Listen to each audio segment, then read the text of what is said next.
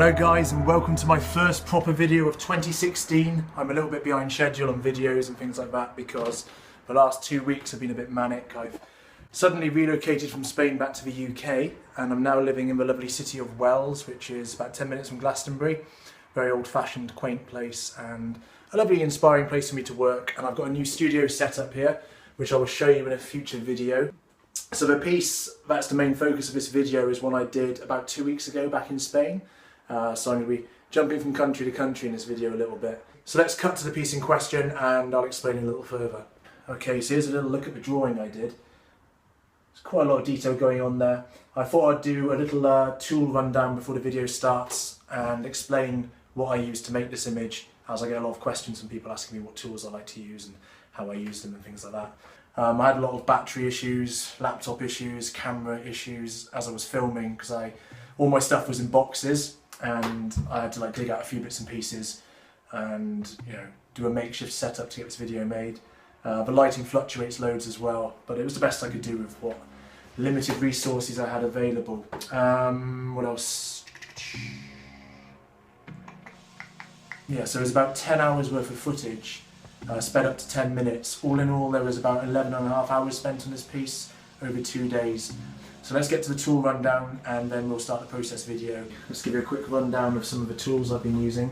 Tool-wise, I'm spicing things up a little bit with a couple of new pens. I like to mix black fine liners with my pencil work, and I've been hunting to find a grey fine liner to bring into that mix. And I found these pens by Graphic, which are absolutely perfect. Now, I've never heard of Graphic before, but I bought a little pack of 3 to try out. And these are absolutely perfect for me to mix in with the black fine liners and the pencils.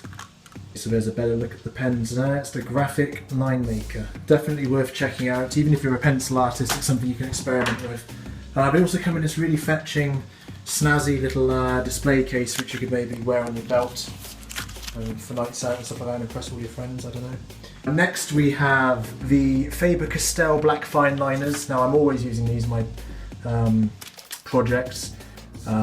Just my favourite choice of pen for that sort of stuff.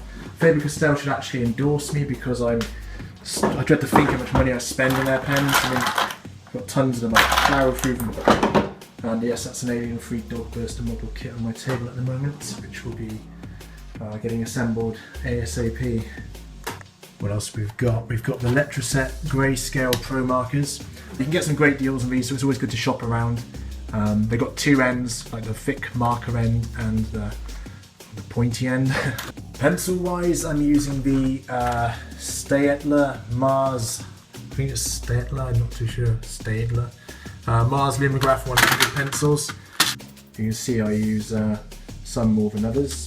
To finish pictures off, I'll either use this white Magicolor ink mixed in with a bit of white acrylic. If I'm feeling lazy and don't fancy using a paintbrush and paint, I will use these white Uniball Signo pens. These are really cheap, but they do the job great. I've also been experimenting with this pen. This is the Uniposca pen. It's got a lovely thick flow to the paint that comes out of the nib. It's a press down nib, and the nibs come in a variety of different thicknesses. And as you can see, it comes out lovely and clean, and I don't know why I'm doing this, but just showing you how smooth it is. And so say now you're an acrylic painter and you're doing a big canvas, pens like this are really good to sort of go in and tweak things, and if you're doing like curves, sometimes a curve's quite hard to do with a brush, so I always find with a pen you have a much better, easier range of motion with a nib. You can control things a bit better and stuff like that, so definitely worth checking out. And I nearly forgot to say that paper-wise we're using the Daler-Rowney Heavyweight A3. Well, I hope that was of some help to you if you were curious about what tools I like to use. As always, if you've got any questions, feel free to leave them in the comments below and I'll get back to you. So let's cut to the video and I hope you enjoy it and learn something. So at the very beginning I like to do a rough sketch of the composition on the page. This way, from an early point, I know whether it's going to fill the page properly and whether the composition works in general. I can pick an area then like the skull here and just start lightly shading in. And I like to flesh out the basic shapes. And then when I bring in the black pen, I can see how much I need to shade for the pencil to work with the dark black and basically bridge that gap. I like my blacks to be jet black and used to good effect, so I don't want to spend ages pencil shading only to find that when I bring in a black pen, I have to reshade again in order for the pencil to complement the black pen. So it's good to just do some light shading, and then once you've got the black pen on there, you know where to go and what to do to tie those two shades of colour together. I like to use black pens with pencils so I can have a large from light to dark tonal palette. It's just a preference of mine. It makes for better dynamics in my opinion.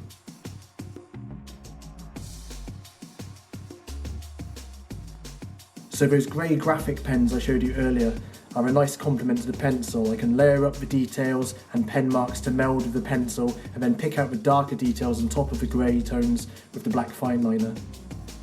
So I'm finding these graphic pens great in this case for the skull textures, as you can do pointillism dots and little thin cracks and things like that. You know, you can cross hatch as well. All little techniques which will work nicely with those pencils. I'm apologising for my mega head obstructing the shot. I didn't realise my bonce was bombing the video until I transferred and watched the footage back. So now I'm just basically fleshing out more details. Now I have the basic composition, it's just a case of filling the gaps. I've given myself lots of areas to have fun and go a bit detail crazy here. Basically doodle and fill the areas with details and add interest, like storytelling elements for example. I think storytelling is an important thing to have in art, especially fantasy type art, and especially when you're doing characters, it's good for them to look like they've got a bit of culture or history to them. So what I like to do is just add in little details which I think flavour the character a little bit. So above her eyes you can see there's carvings in the skull, like rows of teeth adorning each side of the skull mounted on the crown, perhaps from a missing jaw, I don't know. As an artist I'm trying my best to tone down my obsession with detail and let the images breathe more in simplicity. This image doesn't showcase that in any way, shape or form, but in terms of negative space, I like to have detail sparse areas working in conjunction with highly detailed areas. Otherwise I find an image can drown in its own details and be a bit of a clutterfuck for the viewer's eyes. I like to keep my backgrounds very minimal on pieces such as this, so that the character isn't fighting against its backdrop.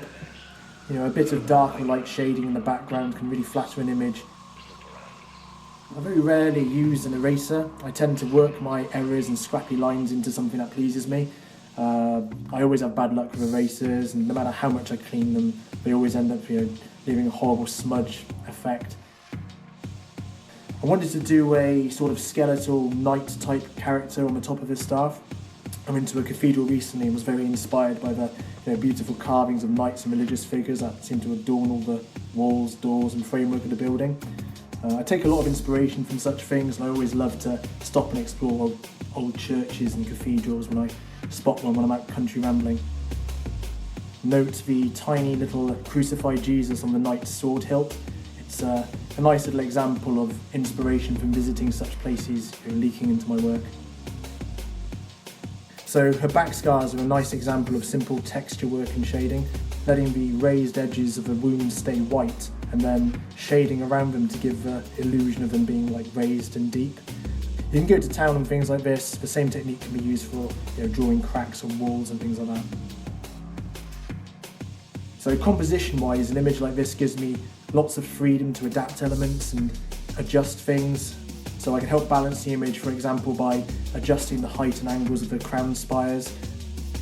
I want to be able to make sure elements like the crown's lines and flow of the staff will subconsciously guide the viewer's eyes to the centre of the image upon first viewing.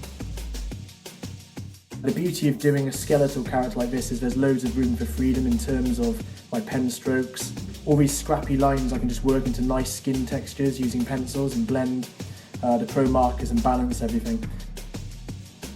So my working title for this image was The Thief. I'm not sure if I will keep that name, it was just a fitting one in regards to the various elements depicted. So I've loosely sketched in a magpie to sit atop a staff.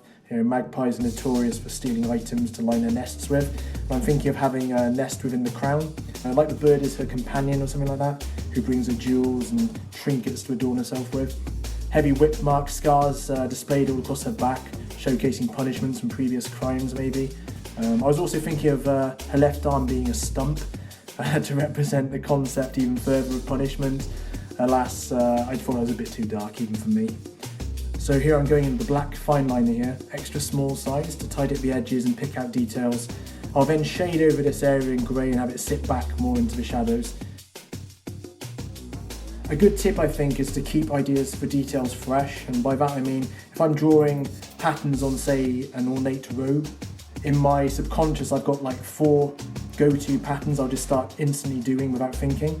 These are essentially filler details, and by doing the same repeat patterns and not really giving it much thought, things can become a little bit stale and uninteresting and repetitive. So I strongly suggest typing in anything pattern related into Google and just doing an image search and just jig your mind a little bit. It could be carpets, it could be curtains, it could be anything, but just get your mind thinking a little bit outside the box, and then you can start throwing in patterns that you wouldn't usually do. I'm not saying copy, but just be inspired by seeing other shapes which you wouldn't instantly think to do. I'll always recommend resting your palm on a piece of paper. That way you can minimise the smudging of the pencils. I'm not a fan of that blurry, dull effect of palm smudging. The acids in the skin can really discolour the paper, and it's best to avoid such things. I notice I tend to include a lot of birds in my pieces. I find they make good companions for my characters, have a bit of a haunting presence to them. So after sketching out the basic bird, I can use the graphic grey pens to pick out and add little details before bringing in the blacks, which can balance with the darker areas of the greys. Lots of textures to play with here feather-wise. The 01 grey pen is a very nice one to draw in tiny lines in the feathers.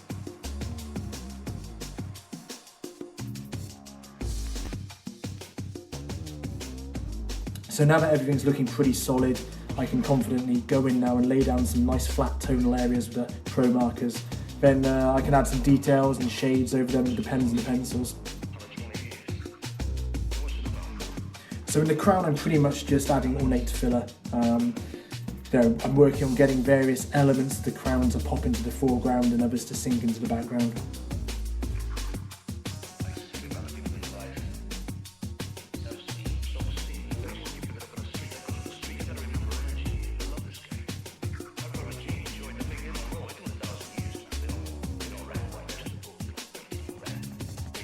So I'm about 90% done here, so I like to bust out the white pens and pick out the highlights and correct and tidy up little areas like the chains, robe edges, skull highlights and whatever else I need to do to please my eye. So this piece was working fine against the flat white paper, but I thought I'd try something new and risk screwing up the whole thing by adding some dusty mist effects at the lower half of the image. So basically to hint at some kind of background and maybe add some atmosphere. I think it's good to take a few risks when inspiration strikes. So I simply took a knife and scraped off pencil lead and gently massaged it into the paper, and the randomness of the falling lead and the simplicity of its effect is oddly liberating after focusing so hard on so much detail and refining. Brought a little bit of a toothbrush splatter in to add some extra tones and textures. Also, if you're doing pencil smudging like this, it's always a good idea to wash your hands with some soapy water. Make sure they're acid free so you're not left with a yucky blur on the paper after the smudging. So now it's just a case of tidying up a few areas and picking out some highlights, and then I can slap my signature on it and call it a day.